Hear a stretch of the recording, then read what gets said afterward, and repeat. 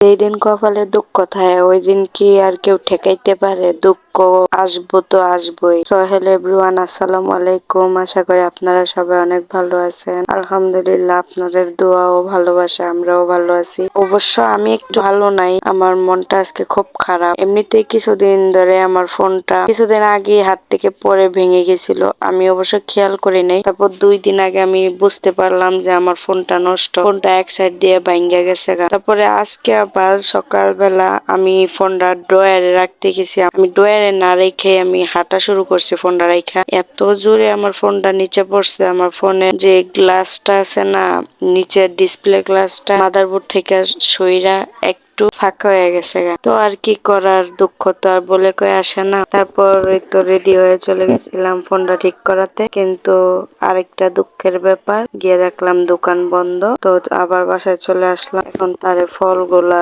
ছিলে খাওয়াইতেছে। ফলটা আমি আইসা 5 মিনিটের মতো ভিজায় রাখছিলাম, তো এখন সেইটা ছিলে না দিলে খায় না। তার আবার সবকিছুতে, যেমন তরমুজ খাবে, তরমুজের বিচি খাবেন, আঙ্গুর খাবে, আঙ্গুরের বিচি খাবে না, বা ছিকলাটা খাবে। তো তার এগুলো আমার ক্লিন করে দিতে হয়। তারপর রাতে বের হলাম, আজকে চন্দ্রগ্রহণ লাগবে, সূর্যটা লাল হবে ওইটাই দেখার জন্য। আমি এটা আগেও শুনছি, কিন্তু কখনো দেখা হয় নাই। তো আজকে বের হলাম, সবাই আমরা বের হয়ে দেখতে। আজকে এই পর্যন্ত, সবাই ভালো থাকবে।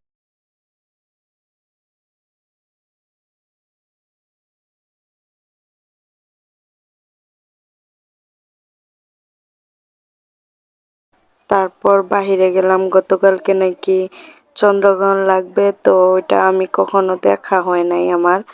অবশ্য আমি শুনছি, কখনো আমার দেখা হয় নাই। তো ভাবলাম আজকে কেন না দেখি, কিন্তু দেখার আধা ঘন্টা আগে গিয়ে বইসা রয়েছি, সময় তো যায় না।